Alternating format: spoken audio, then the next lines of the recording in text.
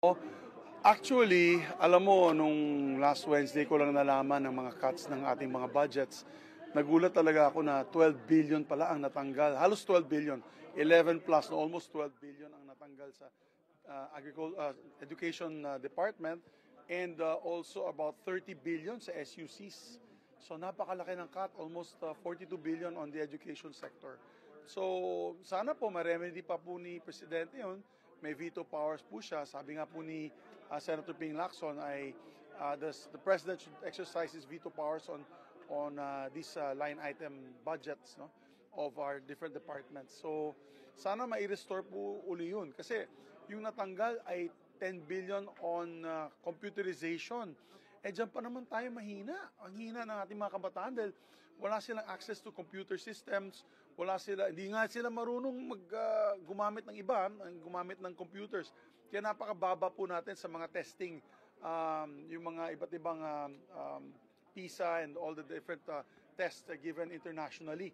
Kasi yun po ay done online, yun po ay done through computers and gadgets and modern equipment. Eh, hindi nga marunong yung mga kabataan natin, ang alam po nila, ballpen lang po at papel.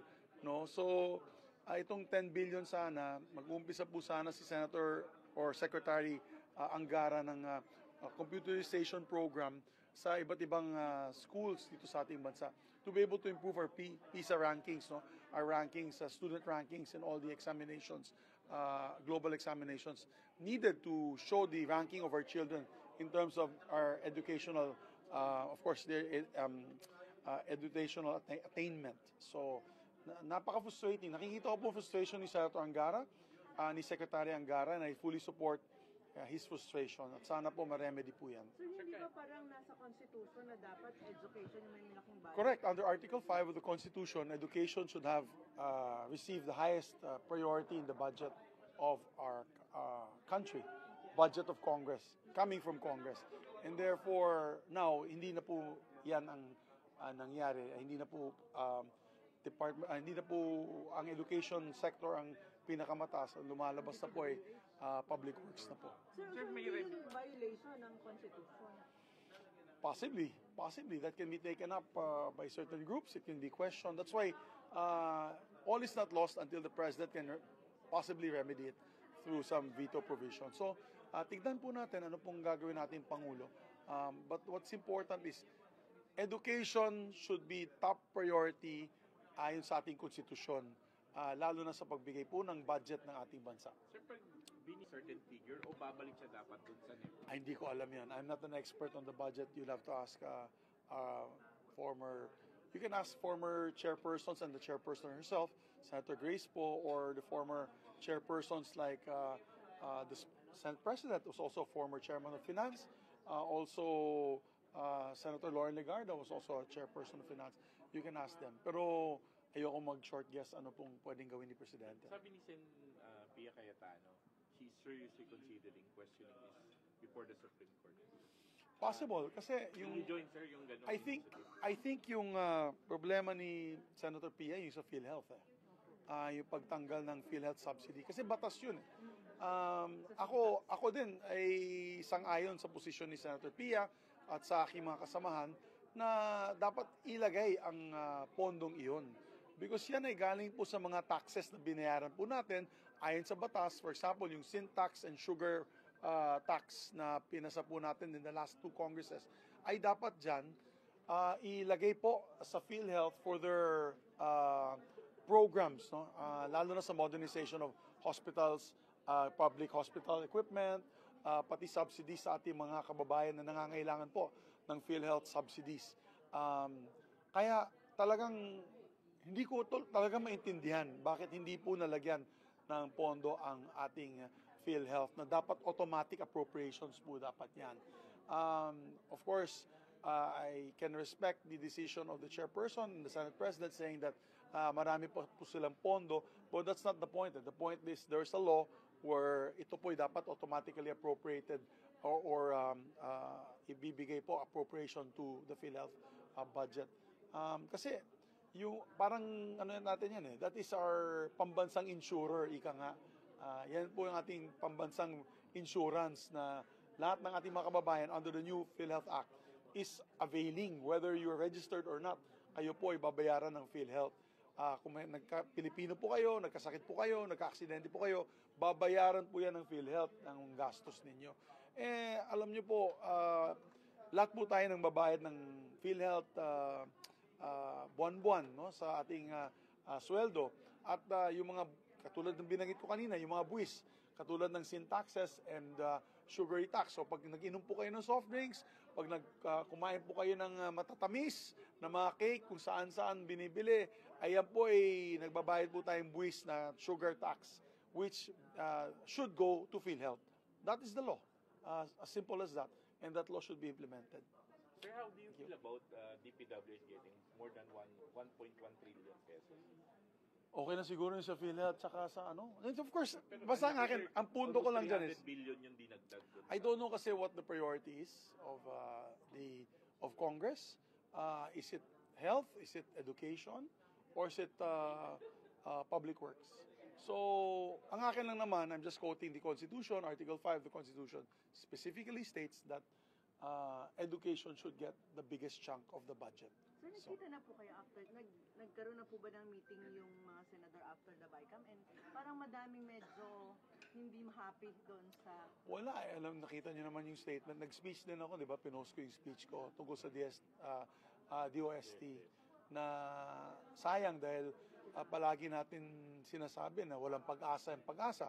Pero hindi naman tayo nang bibigay ng pondo para pagandahin ang kanilang equipment. Di ba? Kulang. At itong taon sana, under our Senate Committee report, naglagay po tayo ng pondo para sa improvement ng kanilang Doppler radar facilities. Natanggal po yan. Yung FIVOX, dagdag ng monitoring equipment, natanggal din po yan dahil nga sa, hindi ko alam, hindi po kami na-inform na itatanggal pala. Kaya kawawa yung mga taga Mount Canlaon kasi kulang nga yung monitoring equipment nila doon at sa iba't ibang mga lugar na may mga bulkan at posibleng earthquakes. No? So, these are the things na we can't blame them anymore for their lack of efficiency, lack of effectivity. Kasi may kakulangan ng gobyerno eh. Wala talaga tayong magawa. Dapat pinondohan natin yun eh. Bakit di natin napondohan? Di ko talaga masagot. I think the leadership should be the one to answer that. Again, I said I voted with a heavy heart kasi ayoko naman na I'll vote no for the other good programs kasi may magaganda namang programa na nadagdagan dyan sa ating budget. Yung masama lang na loob ko dahil may mga katulad niyan, di ko nga alam. Nalaman ko na lang yung 12 billion tsaka yung 30 billion cut ng SUC. Nalaman ko na lang after the vote eh. I learned it only that evening, nung gabi. I would have abstained or I would have voted not in favor if I knew that ang laki pala ng cut ng mga educational needs ng ating mga kababayan, no? Kabataan. Yung BICAM pa naging open kasi yung binabanggit nung una ni... Hindi, yung BICAM natin opening lang. Tapos meeting ulit para i-approve. Diyan lang Hindi kami. siya open BICAM. That's why ako, it will be my first Was it transparent? and my last sponsorship of a subcommittee on finance. Parang ayoko na eh, kasi kung gano'n lang naman. Pero sir, Para ka di ba? hindi sinabi sa Maghihiling inyo yung ka. mga details nung hindi ba naging transparent? I don't want to impute any malice, pero sila na lang ang tanungin nyo. Pero yun na, I'm just stating the fact. We met in anong hotel ba yun? Marriott ba yun? Sheraton. We met in Marriott to open, and then sabi nila technical working group, ang balita sa akin ay magkita na lang tayo sa or the last meeting which was in Manila Hotel. So hindi kayo kaparte, technical working group. Okay lang sir. Okay ka lang dyan. Yung mga vice chair, hindi po kasama dun sa... We were not informed eh. We were not informed about the developments. How I wish I was informed kasi napahiya nga ako the week. The week when we started the technical working group, yung first meeting dun sa Sheraton, invitado po ako kinabukasan dun sa Cagayan de Oro, event ng DOST. So buong DOST nandun. Anong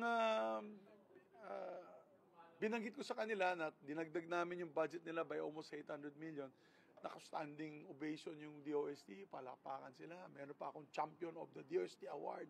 Gusto ko na ibalik yung award kasi wala pala nangyari.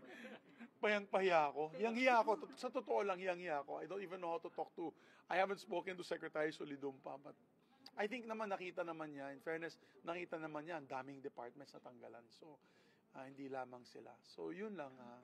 But you know, the Senate kasi, with due respect to our leaders, the Senate is also the last bastion, not only of democracy, but it's also the last bastion of institutional amendments.